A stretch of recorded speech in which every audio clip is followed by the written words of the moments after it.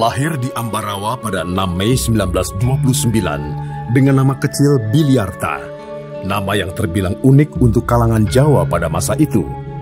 Nama itu diberikan oleh sang kakek yang bernama Mangunwijoyo lantaran saat kelahirannya, sang ayah kedapatan sedang bermain biliar. Bapaknya, Julianus Sumadi Mangunwijoyo, adalah seorang pendidik, pernah menjadi kepala sekolah dasar di Muntilan dan kepala SMP Pandawa Kanisius Magelang. Sang ibu bernama Serafin Kamdania, guru taman kanak-kanak. Bapak dan ibunya merupakan pasangan dari generasi kedua Jawa Katolik yang tergolong religius. Sementara kakek nenek dari bapak dan ibunya adalah penganut Muslim secara tradisi.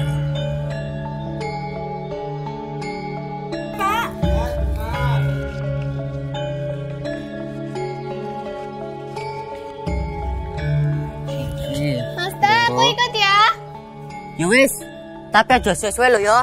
Ya, tapi aja ditinggal juga. Yo. Mas To, aku juga ikut ya.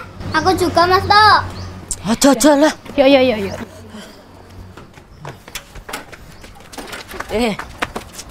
Alon-alon toh. Kamu tuh perempuan kok kasar gitu. Kesel atau kaget, ayo. Lah. Boh. Yowes, mangkat. Mas To, kenapa sih Jepang datang ke sini? Kata Bapak, negara kita seperti gula dan Jepang adalah semutnya. Bu Sri, adik Romo, karena umur mereka selisih hanya 2 tahun, jadi mereka sangat dekat daripada adik-adik yang lainnya. Mereka berjualan, jadi beli di suatu tempat, kemudian dia di depan rumah, ngantar kepada beberapa tempat, ya pagi. Kondisi sulit kala itu berimbas juga di rumah-rumah ibadah. Gereja keluarga Mangunwijoyo yang terletak di tengah kota, yakni Gereja Ignatius, sering kehabisan stok lilin. Karena itu, Ibu Sumadi kerap memunguti remah-remah lilin dari altar gereja. Mengumpulkan apa itu? Bekas-bekas lilin. Bekas lilin itu kemudian dicetak, dipanasi, dicetak lagi, kemudian diserahkan ke gereja. Mbak Yu, sentini Mbak. Peringatinya mana? Sentini Mbak. Baru saja tentara Jepang itu datang ke rumah Mbak.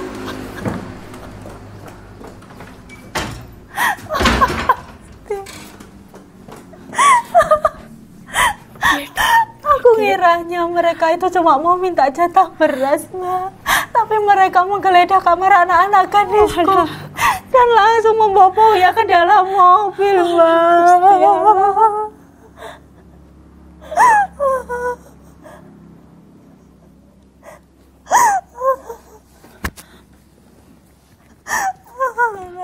Ibu itu keras, disiplin, ya.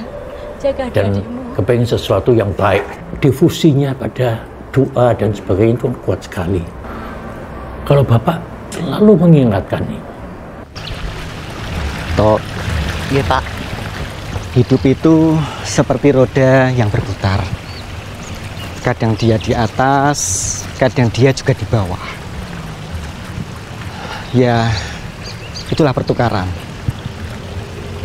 Iya Pak. Jika kita berada di atas, kita tidak boleh takabur dan tidak boleh sombong. Jika kita berada di bawah, boleh dan menderita. Tapi jangan terlalu sedih. Semua itu sudah ada yang mengatur. Gusti Allah mboten sare.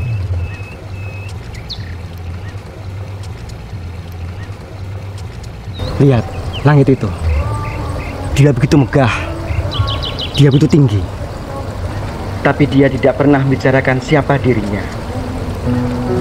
Besok kalau kamu sudah dewasa dan sudah berilmu, berbagilah inspirasi pada banyak orang. Iya Pak. Agama dan pendidikan merupakan 2 tonggak besar. Keterputusan dari tradisi dan lingkungan sosial telah membentuk pribadi seorang Romo Mangun. Sebut saja, itu merupakan pencerahan yang datang dari kedua orang tuanya yang berlatar sebagai pendidik.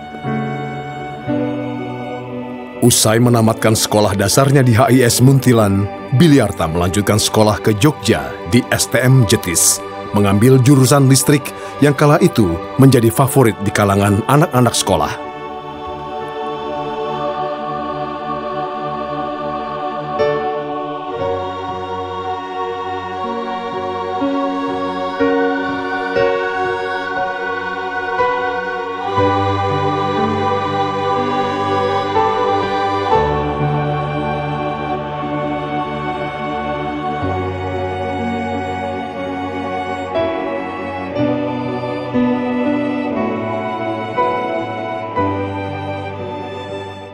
Bulan-bulan pertama dia mendapat tugas di gerbang jaga monyet, Benteng Vredenburg di depan gedung kepresidenan RI Yogyakarta. Setelah itu diperbantukan berjaga di asrama militer Kota Baru, Jogja. Romo Mangun menjadi tentara pelajar ketika dia usianya masih belasan tahun, masih sangat muda. Dia hanya bertugas sebagai sopir yang kadang-kadang mengantarkan makanan, membawa para serdadu yang terluka. Gegarane wong akrami tutu bondo tutu rupa. Gegarane wong akrami. Masa-masa historis, begitu Romo Mangun menyebut tahun-tahunnya menjadi tentara dan ikut dalam peperangan di Yogyakarta, Ambarawa, Magelang, hingga ke Meranggen di Kabupaten Demak, Barat Daya Kota Semarang.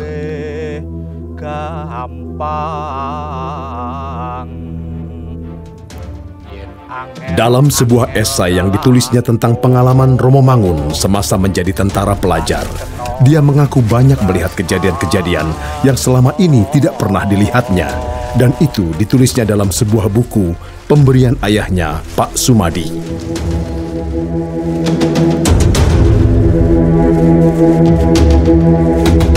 Apa dari kalian yang tahu mata-mata yang membakar kebun itu? Ngaku! Siapa?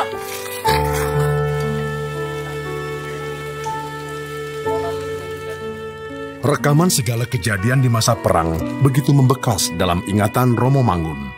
Itulah pencerahan ketiga yang semakin membuka kesadaran akan pahitnya perang dan segala konflik yang akhirnya hanya akan menyengsarakan orang banyak, terutama rakyat kecil.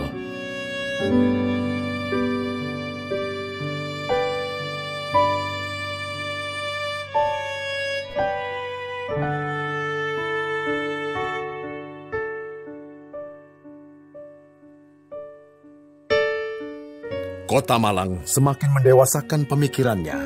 Selain aktif dalam organisasi kepemudaan, Romo Mangun remaja mulai menggemari bacaan-bacaan bernafaskan politik dan pergerakan. Satu tokoh yang dikaguminya saat itu, Sultan Syahrir. Sultan Syahrir itu adalah seorang sosialis. Dan Romo Mangun itu punya keyakinan bahwa yang berpihak pada rakyat itu adalah orang-orang sosialis. Romo Mangun pun menurut saya itu adalah seorang sosialis. Ada satu pencerahan lain yang cukup penting dalam hidup seorang Biliarta.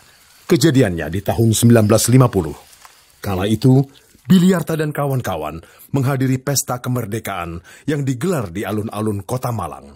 Mereka mendengarkan pidato Mayor Isman, Komandan Tentara Pelajar RI yang mengobarkan semangat. Mayor Isman berpidato, jangan mengelulukan kami para tentara ini, karena kami adalah orang-orang yang patut dikasihani. Kami sudah membunuh, kami sudah menyiksa, kami sudah membakar, kami sudah merampok. Saya berharap rakyat semua itu mendoakan kami semua, para tentara ini, sehingga bisa kembali ke jalan yang benar.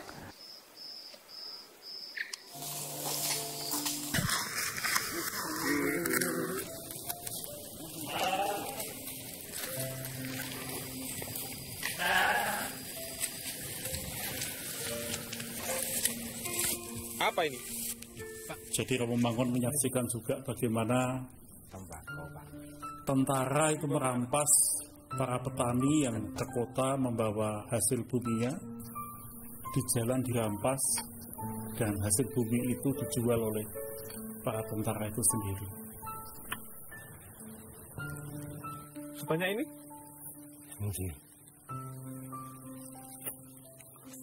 Mohon maaf, kami tidak mengizinkan tembakau sebanyak ini dibawa keluar desa. Salah kulo nopo, Pak? Namanya desa dan tembakau loh. Siapa yang menjamin tembakau akan dijual ke pasar? Siapa tahu diseludupkan ke tentara nikah? Astagfirullahaladzim, Pak. Demi Allah, kulo namanya sadian tembakau. Niki ajeng kulo nggih berobat. Anak kulo sakit keras, Pak. Kami turut prihatin dengan kondisi anak Bapak. Demi keamanan, kami akan menyita tembakau ini. Pak, ampun, Pak. Ampun, Pak. Nah, itu ampun, Pak. Bawa tembakau ini ke markas. Hei, kamu, bantu bawa tembakau ini.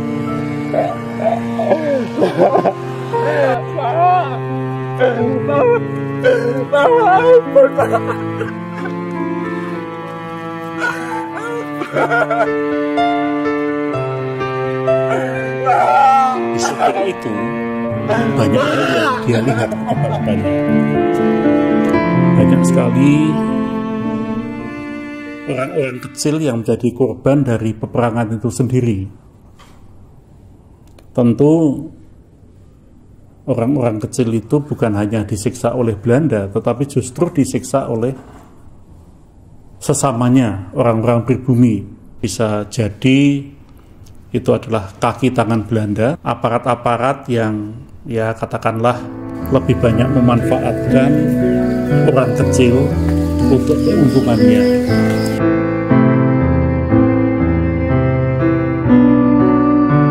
Saya sangat memahami perasaan traumatik di masa lalumu.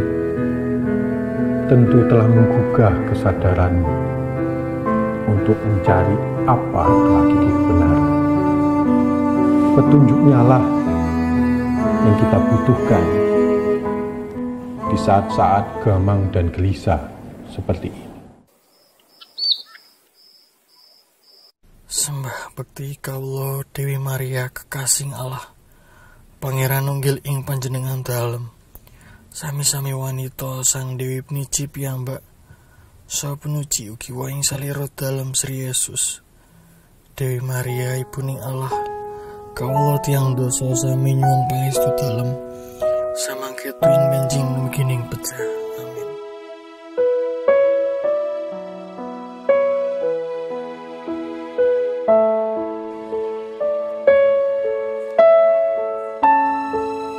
Ya wis, kalau itu keputusan. Om Mangun dalam beberapa perbincangan di meja makan itu pernah bercerita kepada saya dan teman-teman bahwa dia sebenarnya ingin punya istri yang cantik, ingin hidup kaya, ingin punya mobil mewah, dan ingin menjadi orang yang terkenal sebenarnya. Akhirnya Romo memutuskan untuk masuk seminari itu hanya karena memang terdorong untuk ingin menolong rakyat kecil gitu ya. Tahun 1951, Biliarta menjejakkan kaki pertama kali di Seminari Code atau yang dikenal dengan nama Seminari Menengah Kota Baru, Yogyakarta. Beliau langsung duduk di kelas 5 karena sudah memiliki bekal SMA sebelumnya. Ibu itu buat bangganya bukan main. Karena apa? Memang ibu kepengen ada salah satu anak-anaknya itu menjadi semacam alter Kristus, seperti Kristus yang lain.